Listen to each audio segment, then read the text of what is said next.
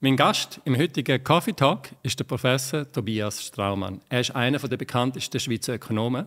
Mein Name ist Felix Niederer, ich bin Gründer und CEO von True Wealth.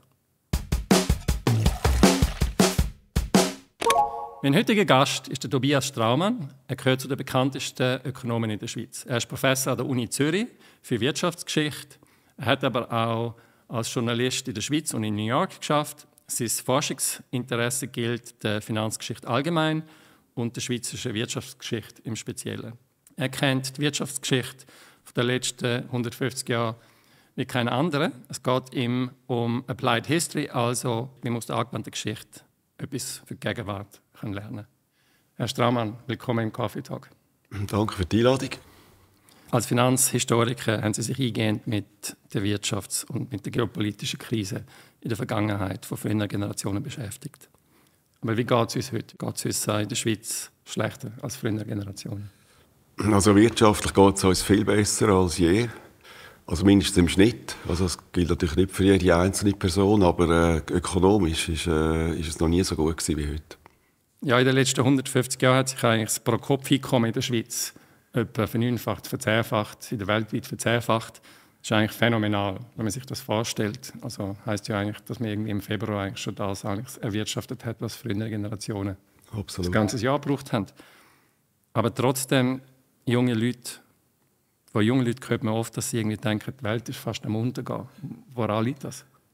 Ja gut, es liegt sicher daran, es gibt ja Probleme. Also es ist ja nicht so, dass man kein Problem hat. Ich habe jetzt nur gesagt, wirtschaftlich geht es uns sehr gut, aber wenn man eben die letzten 2-3 Jahre anschaut, hat es doch einige Krisen, die einem Angst machen, Krieg, wo man nicht genau weiss, wie lange das dauert, ob es einen Flächenbrand gibt. In Taiwan ist es gefährlich.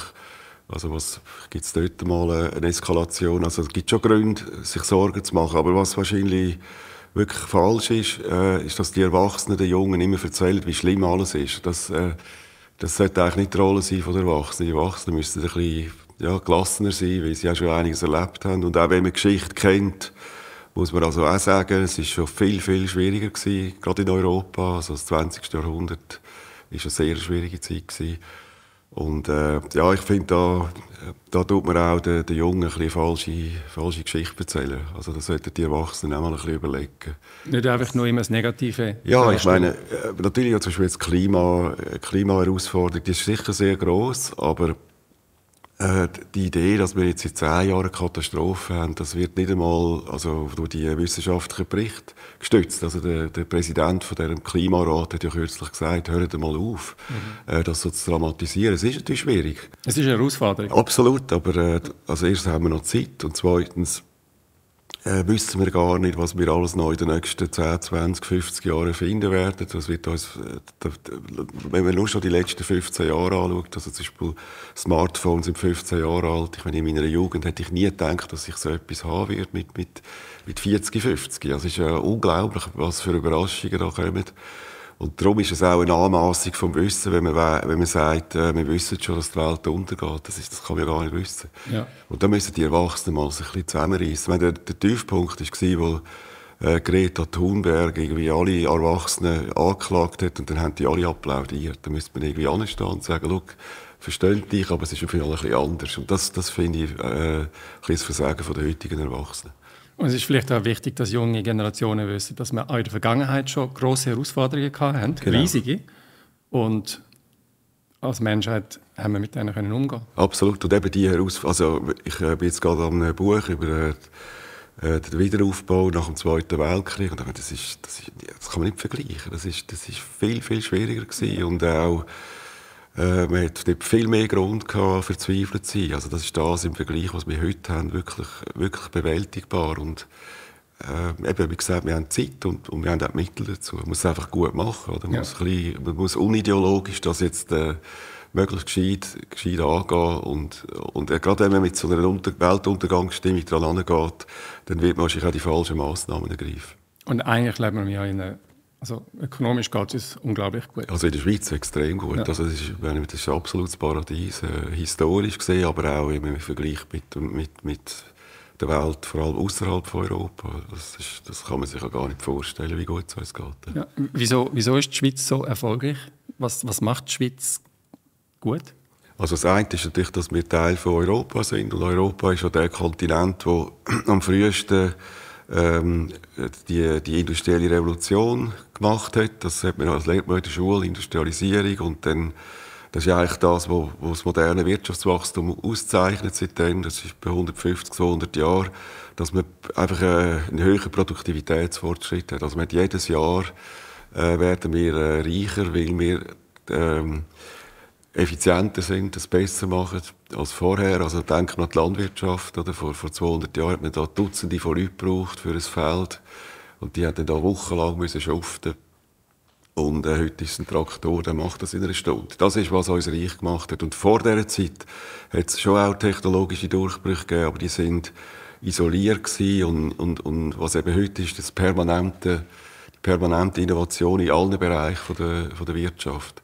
Und das ist eine europäische Erfindung gewesen. Also es ist von England ausgegangen, aber es ist sehr schnell imitiert worden von allen anderen europäischen Ländern, vor allem in Mittelwesteuropa, und da ist halt die Schweiz Teil davon. Also das ist der wichtigste Grund. Oder? Also den Leuten in Dänemark geht es ja sehr gut. Oder? Der Unterschied ist jetzt da nicht fundamental. Was die Schweiz vielleicht noch speziell gut macht, ist, also sie liegt sehr gut, das ist vielleicht auch noch ein Geschenk, oder sie liegt natürlich sehr gut an schon seit Jahrhunderten an diesen wichtigen europäischen Handelsströmen, auch Migrationsströmen. Es sind immer wieder Leute in die Schweiz gekommen, die viel gebracht haben wirtschaftlich. Und dann finde ich, sind schon die Institutionen auch gut. Oder? Wir haben eine relativ dezentrale Sache. Wir können häufig Fehlentwicklungen, kann die Bevölkerung sagen, nein, das wollen wir nicht. Und ich glaube, das ist wichtig, dass die Politik immer in Schranken gehalten wird. Wenn man die jetzt fest machen lässt, dann fangen die an, sich selbst zu verwirklichen. Und das ist nicht unbedingt deckungsgleich mit den Bedürfnissen von uns. Oder? Ja. Das sieht man ja in jedem Land. Oder? Es gibt immer die Absetzbewegung von der Elite, die dann völlig eigene, wie soll ich sagen, Agenden entwickelt, die zum Teil wirklich völlig diametral dem entgegenlaufen, was eigentlich für die grosse Bevölkerung gut ist. Aber hat die Schweiz vielleicht mit der direkten Demokratie noch ein besseres Kontrollinstrument? Ja, es hilft, oder? Weil die Politik weiss, wenn wir zu weit gehen, werden wir sofort ausbremsen. Das heisst, man muss immer wieder zulassen, was eigentlich die Leute wollen. Und es ist viel besser, wenn, gerade wirtschaftlich gesehen, wenn die Leute, die wirtschaftlich engagiert sind, wenn die ihre Stimme einbringen können. Weil sonst gibt es eine Entkopplung und das ist meistens nicht gut. Ja. Ja, die Schweiz macht es sehr gut und es geht uns sehr gut. Gibt es etwas, was die Schweiz noch besser machen könnte? Ja gut, es gibt viele Sachen, wo man sich immer wieder fragt. Also das eine von mir aus gesehen, jetzt, das kenne ich ein bisschen besser, ist Bildung. Also die Volksschule, finde ich, ist nicht mehr gut.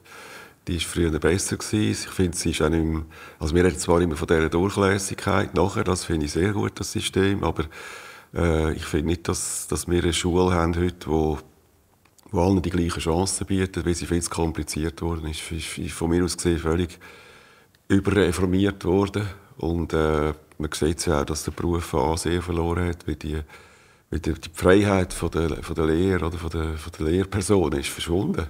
Die müssen da quasi nur noch die Agenda abarbeiten und das ist ganz schlecht. Also das finde ich ein Problem. Und langfristig ist natürlich ganz in Zukunft von der nächsten Generation. Ja, also das ist jetzt langsam dramatisch. Ich meine, wir haben jetzt 30 Jahre Reformen gehabt und man sieht jetzt, was für etwas gebracht hat und was nicht etwas gebracht hat. Und da müssen wir jetzt dringend haben wir falsche Reformen gemacht? Ja, es ist völlig befrachtet. Also die Volksschule ist völlig befrachtet worden. Das Ergebnis ist, dass die Leute die Grundfertigkeiten nicht mehr können, also schreiben, lesen, rechnen vielleicht noch eher, aber schreiben, lesen ist das, also das sind auch Umfragen und Tests, die man macht und dann sehen wir, es ist nicht mehr gut. Oder? Und wenn jemand nicht gut kann schreiben und lesen auf Deutsch, oder auf Französisch in der Muttersprache. Ja, dann ist es schwierig. Ja, und dann haben wir auch sehr viel Immigration. Das heisst, die Leute haben die Muttersprache Deutsch nicht. Umso mehr müssen wir dort darauf drängen, dass man eben viel mehr wieder auf das Wert legt und nicht früh Französisch, früh Englisch und alles Mögliche. Also das ist dramatisch und ich glaube, es ist gefährlich, weil die es sich leisten können, gehen in die Privatschulen. Und das ist ja immer die Stärke von der Schweiz, dass die Volksschule mindestens den meisten Kantonen bis eigentlich ins 9. Schuljahr sind immer noch recht viele Leute in der gleichen Schule gewesen. Das ist auch das, was der Aufstieg immer ermöglicht hat. Also das ist das eine. Das zweite, nachher höre ich, also es gibt noch viele Ideen, aber die Energiepolitik macht mir natürlich Sorgen. Wir haben das Atomkraftwerk abgestellt, bevor wir einen Ersatz haben. Das nächste wird 2030 wahrscheinlich abgestellt werden müssen. Das ist Betznau. Da haben wir auch keinen Ersatz. Man sieht, dass die Solar- und Windoffensive, die langen nie an. Das ist auch viel viel zu unregelmäßiger Strom und da muss jetzt dann auch etwas passieren, weil sonst haben wir eine Riesenlücke. Ja, ich glaube, in Bier ist etwas gebaut worden, oder? Ja, es ist ja niemand dagegen, dass man das macht, aber es lange nicht. Oder? Die Gesamtbetrachtung ist da verloren gegangen. Also es gibt schon Baustellen, es ist nicht so, dass das ein Selbstläufer ist, aber ich glaube, weil eben Demokratie immer noch funktioniert, kommt dann schon mit der Zeit, kommen die Rückmeldungen, dass es so nicht gut ist. Und das haben wir in der Schweiz einfach viel direkter? Ja, immer noch. Ja. Wenn man nochmal auf der Wirtschaftsebene schaut, die Schweiz im Vergleich zu den USA, also die Schweiz, kurzfristig letzten Jahr sind wir auch in der Schweiz weiter gewachsen, also Areal, das Einkommen pro Kopf ist weiter gewachsen. Natürlich mit Corona 2020 ist es eingebrochen, aber da sind wir eigentlich schon wieder drüber. Das ist super. Im Vergleich zu USA ist noch mal mehr gewachsen jetzt, die letzten paar Jahre. Gibt es da eine Erklärung dafür? Macht die USA etwas besser als jetzt die Schweiz? Ja gut, das ist ein schwieriger Vergleich. Oder? Die USA ist ja viel grösser und natürlich völlig ein anderes Wirtschaftsmodell als wir. Ja, und wir sind natürlich auch in Europa eingebettet. Ja, das auch. Und Amerika ist einfach mit Abstand die wettbewerbsfähigste Volkswirtschaft auf der Welt, also gerade im Tech-Bereich, den ihr auch gut kennt. Ja. Das kann man ja nicht vergleichen, da ist Europa nie. Und die Einzigen, die noch mithalten, ist China, aber ich glaube auch die haben auch nicht aufgeholt, obwohl es auch sehr viel, also auch sehr gut sind in diesem Bereich. Also das ist von dem her ein schwieriger Vergleich. Und die USA ist halt auch ganz anders, sehr kompetitiv, also auch intern. Also Sozialstaat gibt es eigentlich nicht. Also entweder man setzt sich durch und steigt auf, oder man schafft es nicht und bleibt dann wirklich auf einem sehr tiefen Niveau. Und man kann auch leicht absteigen. Also wenn es schief läuft, dann geht es dann auch schnell runter. Also es ist einfach sehr eine harte Wirtschaft, aber dass die, wenn man pro Kopf dann besser wächst, das ist eigentlich keine Überraschung. Aber im Schnitt ist es natürlich für uns jetzt da, wir leben viel besser. Oder? Wir haben eben, die Bildung ist schon immer noch besser. Soziale Sicherheit. Ja, die soziale Sicherheit. Die Leute sind viel besser ausgebildet bei uns. Also die Chance, dass man da in die Mittelschicht aufsteigt, jetzt sagen wir wandern ein, ist wahrscheinlich die nächste Generation hat es geschafft, schon in der Mittelschicht zu sein. Oder einfach durch Ausbildung und auch die beruflichen Möglichkeiten, Berufsbildung etc. Das ist die Schweiz natürlich unschlagbar. Also ich finde, für den grossen Durchschnitt ist die Schweiz wahrscheinlich eines der besten Länder. Aber wir sind nicht so kompetitiv wie die Amerikaner, das ist klar. Also die Pharmaindustrie ist natürlich gut. Finanzplatz? Finanzplatz ist am Schrumpfen. Aber die Pharmaindustrie ist natürlich auch darum gut, weil sie so global aufgestellt ist und auch viel Innovation aus dem Ausland kann übernehmen kann. Und in dem sind nicht eine rein schweizerische Sache. Aber die Schweiz macht das sehr gut. Also ich finde, gerade wirtschaftlich ist es phänomenal, was auch in der KMU-Szene läuft. Das ist fantastisch. Also da muss man sich keine Sorgen machen. Sie haben den Finanzplatz angesprochen, er ist am Schrumpfen, sagen Sie, aber er ist eigentlich immer noch sehr gross. Es ist immer noch ein grosser Anteil am Schweizer BIP, ich glaube etwa 9% oder so, was der Finanzplatz ausmacht. Ist immer noch überdurchschnittlich, aber natürlich vorher, auf dem Höhepunkt, war etwa 15-16% gewesen. Also das ist dann wirklich extrem viel. Und jetzt, glaube ich, wird er immer noch ein bisschen schrumpfen, weil die grosse Zeit ist vorbei. Oder? Da hat man so eine Sonderstellung gehabt, als sehr stabiles Land im 20. Jahrhundert, dann noch das Bankgeheimnis und so. Also man hatte jetzt Sonderbedingungen gehabt, die auf Dauer, die sind nicht haltbar waren. Also auch eben die Stabilität innerhalb von einem instabilen Europa. Das kann wieder kommen, aber das ist jetzt, Europa hat sich wahnsinnig, ist gut entwickelt, eigentlich seit dem Zweiten Weltkrieg und auch seit den 90er Jahren. Also jetzt abgesehen von dem, was in Osteuropa passiert, aber so der Kern, früher, was es immer Krieg gegeben hat, Frankreich, Deutschland vor allem, das ist eigentlich ruhig seit 1945. Und das hat auch dazu geführt, dass die Schweiz nicht mehr die Insel von der Stabilität ist wie früher. Ja, vielleicht ist es ja nicht so schlimm, wenn der Finanzplatz ein bisschen kleiner wird. Ja, also ich finde es gut. Ja, weniger Risiko, weniger Klumpen. Ja, und es gibt, oder die Arbeitskräfte sind dann wieder frei für andere Branchen. Und das finde ich, ist fast das grösste Problem. Genau, die vielleicht langfristig innovativer sind und mehr, absolut. Mehr bringen. Ja, nein, also der Finanzplatz ist nicht so innovativ. Also was sicher gut war, ist so im Informatikbereich. Dort hat er sicher sehr viele Aufträge und aus dem hat sich immer wieder neues Zeug entwickelt, aber es ist vielleicht gescheiter, die Leute gehen dann direkt in andere Branchen. Ja. Der Finanzplatz sucht natürlich auch die besten Köpfe ab, oder? Wenn es irgendwie von der Uni, von der ETH, oder? Genau. Der Finanzplatz kann einfach sehr viel Geld zahlen und ist eigentlich schade. Es ist eigentlich schade, wenn die besten Köpfe in der Finanzindustrie sind, statt dass sie wirklich die echten Probleme lösen von der Zukunft. Genau. Ja, und ich meine, man sieht jetzt ja auch, dass Zürich ist ja sehr abhängig vom Finanzplatz. Das ist jetzt wirklich geschrumpft. Und ist jetzt nicht so, dass Zürich verarmt ist, oder? Also das Bankgeheimnis und der Finanzplatz ist auch immer ein bisschen zu stark, also eindeutig überschätzt worden. Also sowohl von den Leuten vom Finanzplatz wie von den Kritikern vom Finanzplatz. Ich habe immer gefunden, es wird völlig übertrieben. Ja. Weil eben, die Wirtschaft ist dynamisch. Wenn etwas schrumpft, dann wird etwas anderes grösser. Vor allem, wenn es eben gute Leute sind. Die finden immer ihren Weg, oder? Die machen immer irgendetwas Interessantes. Wenn die Rahmenbedingungen stimmen, oder so. Genau. KMUs, wie Sie das ist viel wichtiger. Wir haben eine gesunde Wirtschaft in der Schweiz, sie kann sich konstant erneuern. Oder? Ja. Und das ändert, es ist immer in Änderung, aber, genau. aber es wächst und es werden Probleme der Zukunft werden immer wieder neu angefangen. Ja, genau. Es sind auch Innovationen angesprochen. Aber trotzdem im Vergleich zu USA, nicht nur die Schweiz, Europa, ich finde, wir haben keine grossen Tech-Unternehmen. Ja. Also nicht nur in der Schweiz, wir haben sie in Europa nicht. Das ist auch die Frage, warum. Ich glaube, wir haben irgendwie in den 80er, in den 90er Jahren hätten wir Chancen in der Schweiz. Wir haben sehr gute Informatiker in der Schweiz, Niklas Wirth und so, die eigentlich weltweit führend waren. Wir hätten vielleicht auch so etwas in der Silicon Valley machen können, aber wir haben es nicht gemacht. Ja, das ist eine interessante Frage. Das müssen wir noch...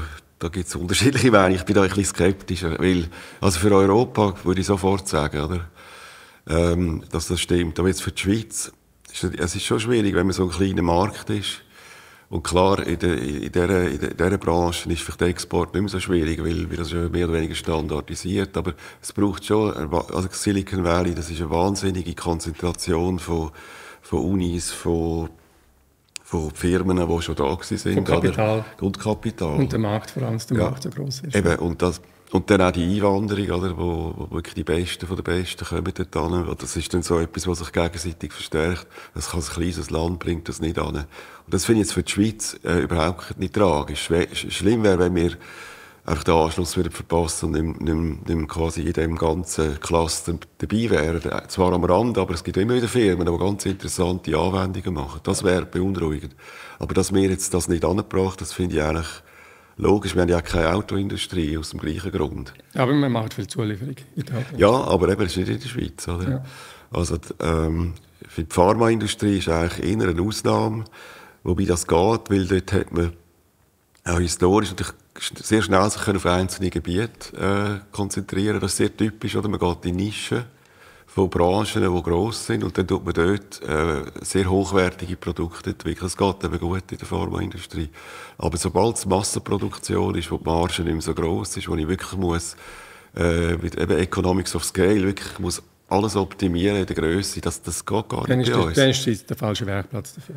Absolut. Aber dass Europa das nicht anbringt, das ist schon komisch, weil die Idee vom Binnenmarkt vom Europäischen war eigentlich, dass man so ein bisschen eben das Grenzüberschreitende, aber das bringt Europa nicht an. Das finde ich ein Riesenproblem, muss ich sagen. Für die Schweiz habe ich jetzt da nicht so Bedenken. Wir haben ja unsere Stärken und eben auch Tech-Unternehmen gibt es immer wieder, von dem her ist das schon gut. Aber Europa als Kontinent bräuchte natürlich da schon mehr.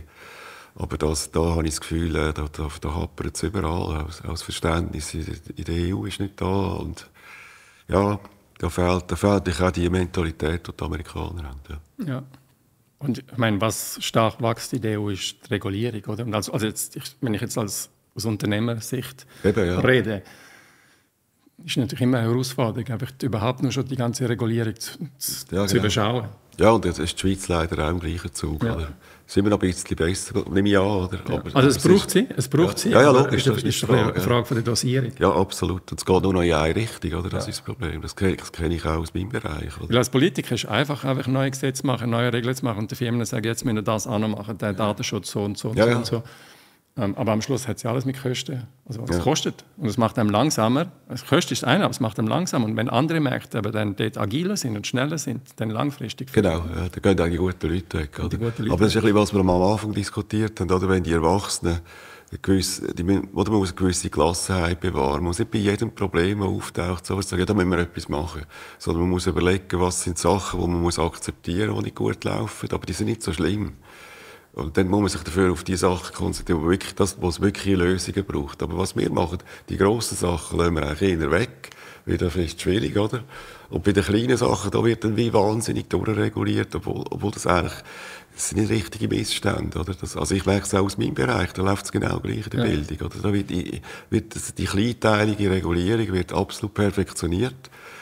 Wie dort, aber die grossen Baustellen, die lässt man dann, das ist wie ein Elefant, oder? Den sieht man dann nicht, oder? Was wären die grossen Baustellen? Ja, eben, dass die Qualität rückgängig ist. Also, was nützt mir das, wenn ich die ganze Zeit noch mehr Lehrergespräche und noch mehr Elterngespräche und noch genauer dokumentiere und noch genauere Konzepte für jede, das ist doch nicht der Punkt, oder? Das sollen wir die Leute machen lassen, dann machen sie auch Fehler, das ist okay, oder? Das finde ich, das ist die Mentalität der Erwachsenen, dass man nicht mehr gewichten kann. Überall, wenn irgendein Feuerchen brennt, dann muss man das Gefühl, man ist voll mit der Feuerwehr an. Und dabei, ja, das muss sich wieder ändern. Weil es verdirbt einem ein bisschen den Spass nachher, oder irgendwie zuerst die Checkliste, wie man muss durchgehen. Ja. Reden wir nochmal über die geopolitischen Konflikte, die wir jetzt haben. Wir haben ja eigentlich mit dem 1989, mit dem Fall von der Berliner Mauer, ist eigentlich das Ende der Geschichte ausgerufen worden, oder? Und dann haben wir eigentlich eine Phase gehabt, die war irgendwie wunderschön gewesen. Kein Konflikt, grosse. Wir hatten nur die USA als Grossmacht, die ist nicht in Frage gestellt worden. Und jetzt, ich würde sagen, spätestens mit dem Einmarsch der russischen Truppen in die Ukraine ist das Bild zerbrochen, oder? Und jetzt haben wir neben dem Ukraine-Konflikt haben wir auch noch den Nahost-Konflikt, wo die ganze Welt beschäftigt. Und wir haben auch noch Unsicherheiten mit Taiwan, dort schlummert auch etwas. Also ist die Zeit ohne Konflikt, ist die vorbei? Ja, eindeutig. Und also, wie Sie es gesagt haben, die Zeit war sehr speziell gewesen. Und ich würde sagen, es hat schon früher aufgehört. Also ich würde sagen, 2008 war ein bisschen der Wendepunkt gewesen, weil wir hatten die Finanzkrise gehabt. Und das hat gezeigt, dass die Globalisierung ist kein Selbstläufer. Da muss man extrem aufpassen, dass man nicht zu nachlässig wird. Und 2008 ist auch die Intervention von Russland in Georgien gewesen. Georgien hat dort in die NATO wählen und dort hat der Westen, also in dem Fall eindeutig, auch zu wenig aufgepasst. Und im Prinzip ist Georgien dann wieder sehr stark in den russischen Einflussbereich zurückgeholt worden. Also dort hat man schon ein bisschen gemerkt, dass 2008, es ist gar nicht nur in eine Richtung. Und dann vielleicht auch mit der Besetzung von der Krim. Dann sowieso, oder? Ja. Und dann ist es halt so, wir sind sehr träge, oder? Jetzt haben wir quasi 20 Jahre hat man die Welt gehabt, wo wirklich das meiste gut gelaufen ist. Also auch nicht alles. Wir haben auch 9/11 gehabt, Afghanistan, Irak. Mit Anfangs 90er Jahre Jugoslawienkrieg. Das ist sehr lang gegangen, schlimm gewesen. Wirklich auch. Also es hat immer Zeichen gegeben, dass es wahrscheinlich, dass wir zu optimistisch sind. Die Asienkrise Ende 90er war auch eine Globalisierungskrise in einem gewissen Sinn, im Finanzmarkt und so weiter. Also es hat schon Zeichen, aber es stimmt schon, es ist vieles gut gelaufen. Dann sind wir aber träge, oder? Dann 2008 ist man schockiert gewesen, aber ich fand, ja, das haben wir jetzt gleich einigermaßen überlebt. So dass wir auch 2014 eben den Einmarsch in die Ukraine, also da wundert man sich. Also 2015 hat dann Kanzlerin Merkel gesagt, ja, dann machen wir jetzt noch die zweite Röhre definitiv für das Erdgas aus Russland. Das war naiv gewesen. Ja, ich weiß auch nicht, es ist einfach, man merkt die Trägheit, oder? Man hat das Gefühl, das sind so Ausreisser gewesen, aber eigentlich ist eben, die Geschichte ist nicht ganz zu Ende, aber es wird jetzt immer besser, man muss nicht mehr aufpassen. Und ich muss sagen, das ist der Normalfall, was wir heute haben, oder? Und wenn wir eben zurückschaut, es ist ja gar nicht konfliktfrei gewesen, so rosig ist ja gar nicht alles gewesen. Wir haben es einfach immer gefunden, ja, mit dem müssen wir jetzt noch rechnen, aber in Zukunft hört man das auf. Genau, und vielleicht auch für uns hier in der Schweiz oder in Europa und den USA ist es schön gewesen, aber es hat natürlich... Genau, da kommt dazu, oder? Das im Irak war ja grauenhaft gewesen, auch Afghanistan, also das ist sehr schlimm. Ich sage Jugoslawien auch, das ist ein sehr schlimmer Konflikt gewesen. Und ich glaube, jetzt braucht es einfach ein Zeit, bis man sich wieder daran gewöhnt. Und ich habe das Gefühl, da wird auch die Politik wieder besser. Oder wenn man natürlich immer das Gefühl hat, ja, das ist zwar da ist ein bisschen schief gelaufen, da müssen wir jetzt nichts machen und wir können einfach wieder reden miteinander. Oder wenn wir nachgeben, dann ist der schon ruhig. Das ist die gefährliche Haltung. Und das ändert sich jetzt. Und ich glaube, dann wird die Politik auch wieder besser. Vielleicht nehmen dann sogar die Zahl der Konflikte wieder ab. Weil, oder was jetzt der Fall ist, ist, dass der Westen wirkt schwach, ist aber überhaupt nicht schwach, er wird ja immer unterschätzt. Und das ist so eine gefährliche Situation, weil dann gibt es natürlich einen richtigen Konflikt. Weil der Westen schlägt dann schon zurück. Es ist nicht so, dass wir dann nichts machen. Aber es sollte eben gar nicht so weit gehen. Oder? Es sollte anderen Pol klar sein, dass der Westen wird ja, genau. Aber das muss man natürlich immer wieder signalisieren. Und wenn man das nicht macht, dann gibt es die Fehleinschätzungen.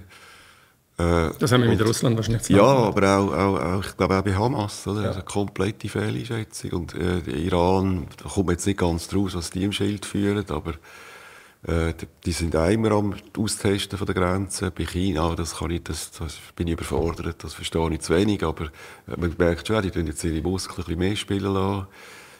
China lässt sich selten in die Karten blicken. Ja, es ist auch unmöglich für den Westen. Also ich kann nicht mal Chinesisch und ich bin 1-2 Mal dort gewesen. Also ich maß mir da kein Urteil an.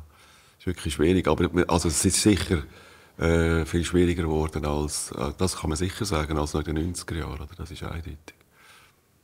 Aber eine Welt ohne Konflikt, zumindest ohne Krieg, wäre ja eigentlich schön, wäre wünschbar. Ja, klar. Ist es eine Utopie? Ist es gar nicht? Ja, eine Utopie schon. Aber ich meine, eben, man kann natürlich schon besser präventiv. Aber das ist ein bisschen die Illusion gewesen, dass wenn man abrüstet und signalisiert, wir wollen keinen Krieg, dass dann die anderen sagen, das stimmt, das hat eigentlich keinen Sinn mehr. Und das ist falsch. Man muss wieder aufrüsten und einfach klar signalisieren, es hat einen riesen Preis, wenn er das macht. Und das ist eher ein Konflikt mindernd. Aber das Konflikt verschwindet. Wenn man zeigt, dass man Stärke hat. Ja, man muss überlegen, wenn man einen Krieg lanciert, dass das unglaublich kostspielig kann sein. Das schreckt ab. Oder? Ja. Aber das Konflikt verschwindet, das ist unmöglich. Ich meine, oder wir haben zum Beispiel in Jemen. Jemen ist praktisch nie in der Zeitung furchtbar. Oder? Stellvertreterkrieg von Saudi-Arabien und Iran. Mhm. Das Land ist wirklich kaputt gemacht worden. Oder jetzt in Aserbaidschan, also die armenische Vertreibung. Kommt ein bisschen in den Zeitungen, aber nicht groß. Ja, das kommt überhaupt nicht die Aufmerksamkeit. Oder Myanmar sind auch viel. Also das wird immer wieder passieren. Da müssen nicht einmal die grossen Mächte dahinter stecken. Es können auch regionale Konflikte sein. Ja. Vielleicht neben den geopolitischen grossen Herausforderungen, die wir haben, vielleicht eine Herausforderung ist sicher auch Staatsverschuldungen, die wir haben. Jetzt die Schweiz nicht. Die Schweiz ist auch da Musterschüler. Aber die USA hat eine Staatsverschuldung, die schon gross ist und die immer weiter wächst. Ist das nachhaltig? Nein, sicher nicht. Also das ist vor allem im Moment sieht man keinen quasi überparteilichen Konsens, dass man das mal angehen muss. Nein, das sieht nicht gut aus. Absolut nicht. Und jetzt mit diesen höheren Zinsen zahlen die Amerikaner jetzt sehr viel für einfach die Schuld, für den Schuldendienst. Und das verdrängt natürlich die anderen Ausgaben. Und also bräuchte es mal eine Steuererhöhung und eine klare Ausgaben zum Teil die Ausgaben einfach runterfahren. Oder? Ja. Gleichzeitig eben Verteidigungsausgaben wird man nicht können reduzieren. Du hast irgendwie die USA 4% oder ja, so. Genau.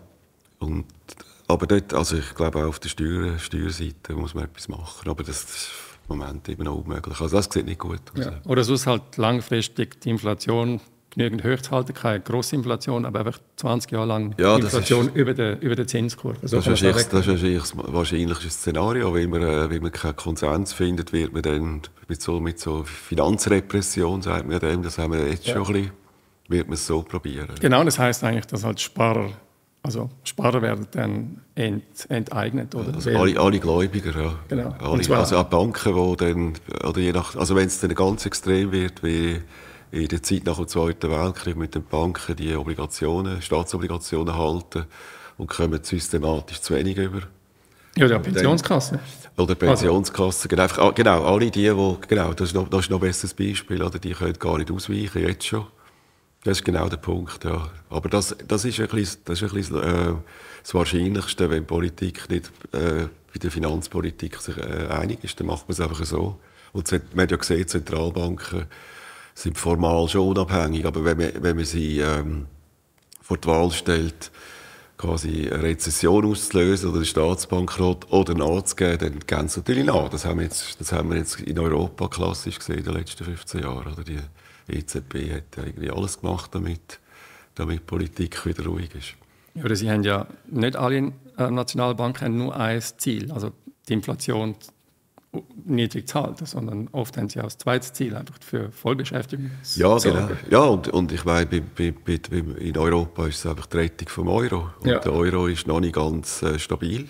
Also das wissen wir auch jetzt nach diesen 15 Jahren Krisenzeit oder chronische Krise, kann man sagen. Es ist nicht eine volle Krise, aber es ist chronisch.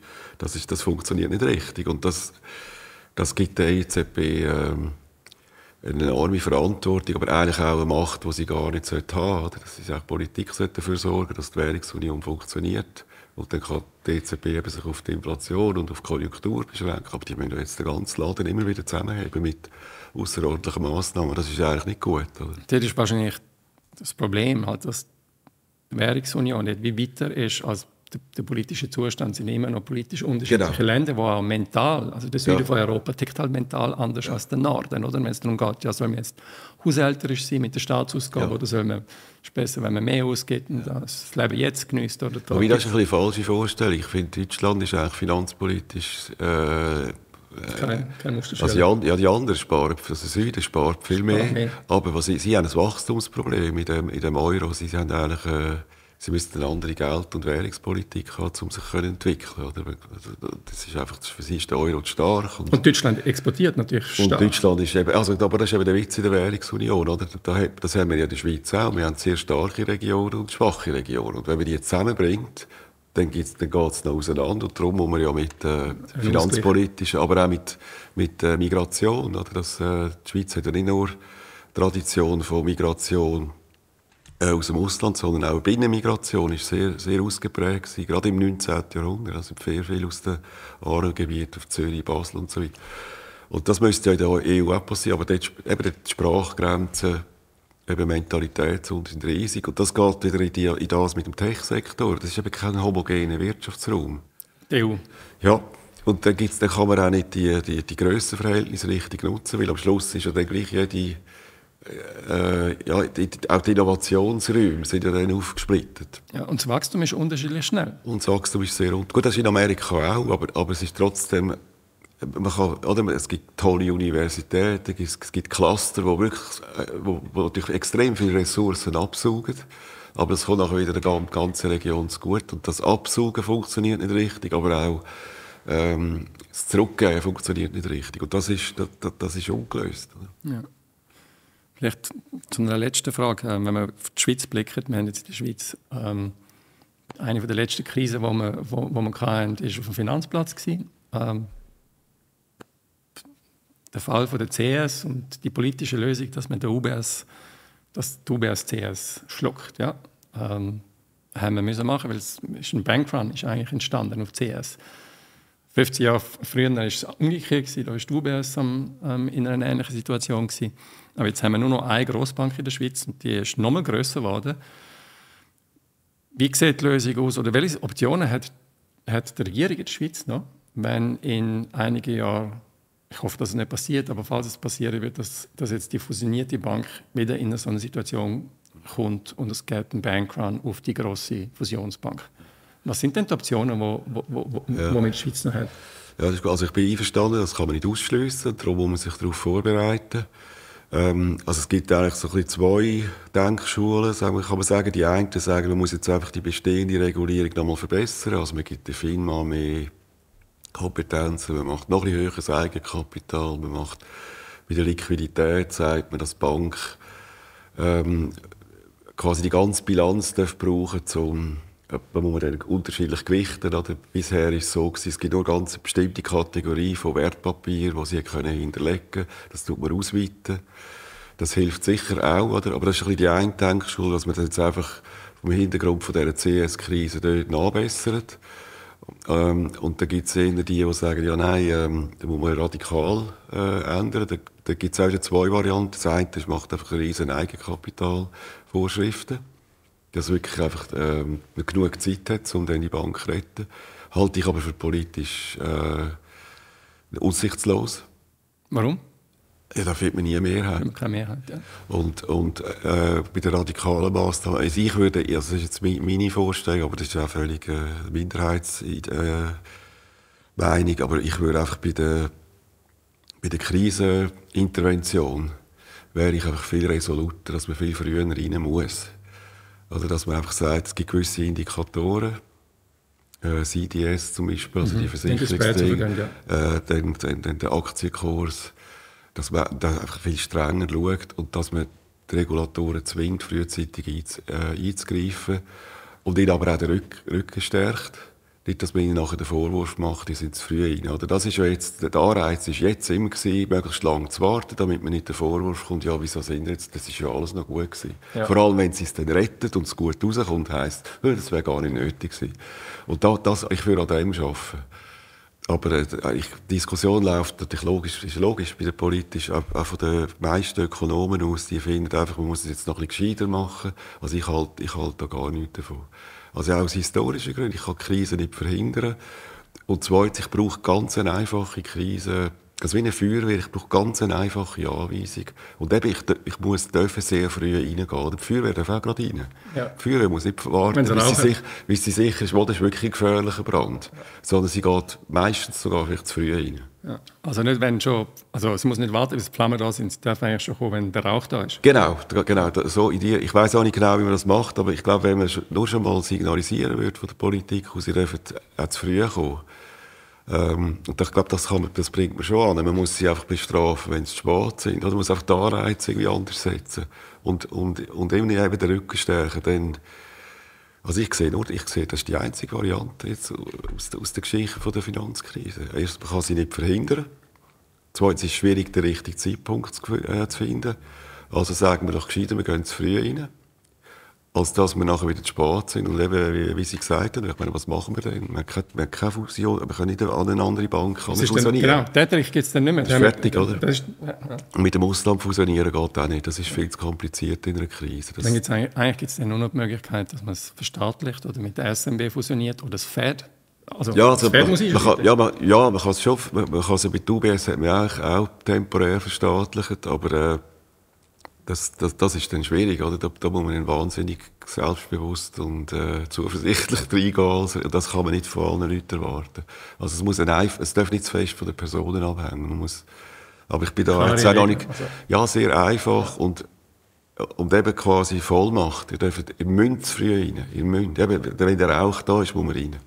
Sonst geht es nicht. Also sonst wird man wieder, ich meine, das war ja nicht gut gewesen, wie das bei der CS rausgekommen ist, wirklich im letzten Moment völlig überrollt von den Ereignissen und dann hat die UBS auch alles diktieren. Oder? Ja. Das dürfen sie nicht wiederholen. Es hat auch ausgesehen, wenn die Politik getrieben wäre, oder wenn eigentlich die Politik gar nicht mehr, keine Handlungsoptionen hat. Ja, genau. Und eben auch Nationalbank und FINMA haben den Anreiz nicht gehabt. Oder? Die haben immer gesagt, ja, das ist zu früh, wir dürfen gar nicht. Das muss man ändern, dass man sie zwingt, früh reinzugehen. Und dass sie eben nachher nicht den Vorwurf bekommen, ihr seid zu früh gewesen, das muss man irgendwie ändern. Das muss und ich glaube, das könnte man vielleicht schon anbringen. Aber da braucht es noch ein paar Diskussionsrunden. Ja. Herr Straumann, wir haben noch nicht alle Probleme gelöst in der Schweiz und auf dieser Welt. Das habe ich aber schon gedacht. aber es ist auch nicht alles aussichtslos. Nein, gar nicht. Nein. Also ich glaube, die wichtigste Message ist, es geht uns gut. Ja, also wir haben noch viele Möglichkeiten. Muss sie einfach nutzen. Aber wir müssen Probleme angehen. Wir dürfen Probleme nicht rausschieben. Genau. Ja. Herr Straumann, vielen Dank. Danke auch fürs Gespräch. Ja. Mit dem vielen Dank auch fürs Zuhören, fürs Zuschauen und bis zum nächsten Mal.